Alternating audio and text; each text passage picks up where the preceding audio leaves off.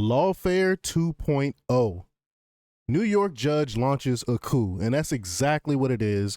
He's not respecting President Trump's lawful orders. It's ridiculous. When you have an activist judge in there not doing what he's supposed to do. So we're gonna talk about it. We're gonna play this. We're gonna go over this wonderful article by American Thinker and talk about exactly how to judge what the judge is doing is unconstitutional. It's not right. It's illegal, and it's a coup. We're gonna explain how all of this is happening, or why all of this is happening. But before we get started, go ahead and hit that like button. Share this out so we can get this important information out there. Subscribe if you're not already a subscriber, and hit that alarm bell so you know when I'm putting out new stuff. Also, check out my link tree in the description. Has a link to my Patreon. That's where I talk about things that I can't talk about here. There's also a link to my Instagram and my X account, so follow me there as well. All right, so let's get into this news. Now, this comes from the American Thinker by way of Zero Hedge, and they report that during his campaign, Donald Trump promised to use Elon Musk to improve government efficiency, partly by ending the incredible graft and corruption permitting the bureaucracy. I'm pretty sure he meant grift. Since Trump's inauguration, Musk and his youthful four-man crew, using the power of AI, have identified a host of fundamental problems in the Treasury Department. And again, this is what the people wanted. This is what people voted for, is transparency. But we got an idiot judge stopping us from finding out how corrupt and how bad our government really is. As Musk explained, to be clear, what the Doge team and the U.S. Treasury have jointly agreed makes sense is the following. Require that all outgoing government payments have a payment categorization code, which is necessary in order to pass financial audits. Now, some of y'all might have already saw this. I did an entire video on this post that Elon Musk made a few days ago. But we're gonna cover it again, though.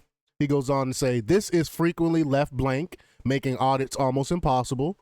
All payments must also include a rationale for the payment in the comment field, which is currently left blank. I mean, that's common sense. You will want to know what is this money going to this individual for, right? Importantly, we are not yet applying any judgment to this rationale, but simply requiring that some attempt be made to explain the payment more than nothing. I mean, again, common sense. The do not pay list of entities known to be fraudulent or people who are dead or are probable fronts for terrorist organizations or do not match congressional appropriations must actually be implemented and not ignored. Also, it can currently take up to a year to get on this list, which is far too long. This list should be updated at least weekly, if not daily.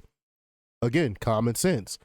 The above super obvious and necessary changes are being implemented by existing long-time career government employees, not anyone from Doge. It's ridiculous that these changes did not exist already. I agree. Yesterday, he goes on to say, I was told that there are currently over $100 billion a year of entitlement payments to individuals. Now get this. This is the kicker here. They get $100 billion going to people with no social security number or even a temporary ID number.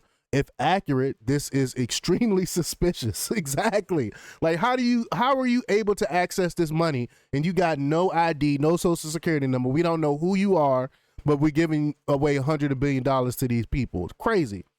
He goes on to say, when I asked if anyone at the Treasury had a rough guess for what percentage of that number is unequivocal and obvious fraud, the consensus in the room was about half. So $50 billion a year or $1 billion a week. Again, going to people with, we have no idea who they really are. This is utterly insane and must be addressed immediately. Again, we talked about this part already. But there can be no justifiable reason for any American to contest these actions. Nevertheless, on February 8th, a federal district court judge, Paul Engelmayer, sitting in the Southern District of New York, committed the most grotesque act of lawfare this nation has yet seen. After an ex parte hearing at which no one from Trump's administration was present, again, it makes no sense, Engelmayer exceeded his constitutional power with an order usurping the president's executive authority. In the order, Engelmayer held that President Trump's political appointees have no access to the Treasury Department, which means that the president has no access. I don't understand. This makes no sense. He also held that Doge's actions are so patently unlawful that Doge must destroy all information it already gleaned from examining the Treasury's computer system. I mean, this is a globalist, activist judge that is protecting the deep state. That's what's going on here, because no one in their right mind would do this. To add further outrage, he ordered Doge to comply with his order even before there is an actual hearing on the matter. As one attorney comments, as amused on X, he says, the implications are staggering. By stripping the executive branch of access to its own financial data, you got to understand, this is under the executive branch. The Treasury Department is. This ruling effectively transfers control of the federal purse to the permanent bureaucracy. This is what we're fighting against, folks. This is lawfare at its most brazen, a raw partisan power grab dressed up as legalese. If allowed to stand, this decision sets the precedent that any left-wing judge can unilaterally strip the president of his authority and hand it to the administrative state. This is not democracy. It is not law. It is judicial dictatorship. And I'm sure they're gonna appeal this, and hopefully we get a judge, a constitutional judge that knows what they're talking about and is not a deep status protector. A little primer in the Constitution, or premiere in the Constitution, will help explain just how foul Engelmayer's decision is. Most have heard that the Constitution creates a separation of powers, of course. Though given the sorry state of civics education today, probably few fully understand it. You know, this is something we were taught growing up. Separation of powers was Montesquieu's great contribution to the 18th century political thought. He realized that to prevent tyranny, a government's power needs to be diffused by breaking it into several branches. Tyrannical governments were the great evil of the 17th and 18th century world.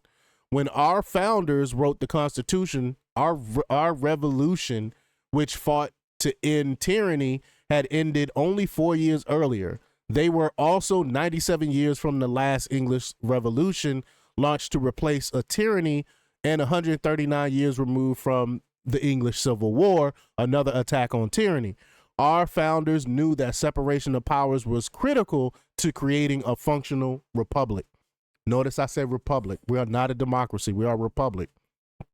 Our founders accomplished this goal in two ways. First, they decided general powers, and second, they gave the three branches some overlapping functions, such as the president nominating officers subject to the Senate's power to confirm them. That's Article 2, Section 2. Or placing control of the military in the president, Article 2, Section 2, while the sole power to declare war rests with Congress, Article 1, Section 8.